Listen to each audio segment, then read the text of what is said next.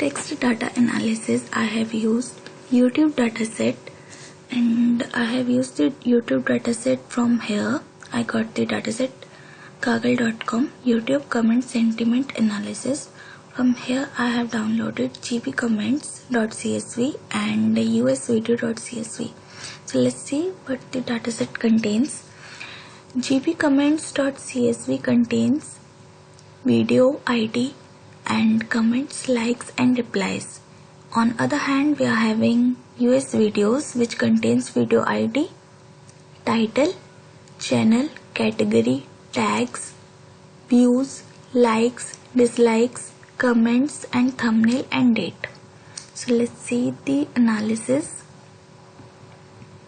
So in analysis we have import some important libraries such as pandas, numpy and all those things, and then we have read the dataset. To do the sentiment analysis we have installed text blob. After that we have calculated polarity. Polarity is nothing but the way from which we can calculate whether the word is used in a positive way or in a negative way. What does the word represent? It is shown by its polarity. Then we are having EDA for positive sentiments. The polarity equals to 1. Then we have calculated. Then we have done word cloud for positive comments. For that we have installed word cloud, and this is the word cloud. This shows that words like best, awesome, beautiful, these are the words that have a great impact on a positive comment and shows that a particular comment is a positive one. And in negative sentiments, this is the word cloud that we got. So the words like fucking, disgusting, horrible, terrible, worst, these are the words that are negative one and shows the particular comment is used in negative way.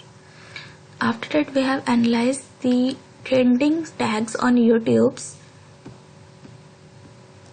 This is the word cloud which shows the trending tags that people are searching, like music videos, makeup, tutorial, iPhone, New York. These are the people searching the most. Then we are having analysis on the basis of likes, views and dislikes.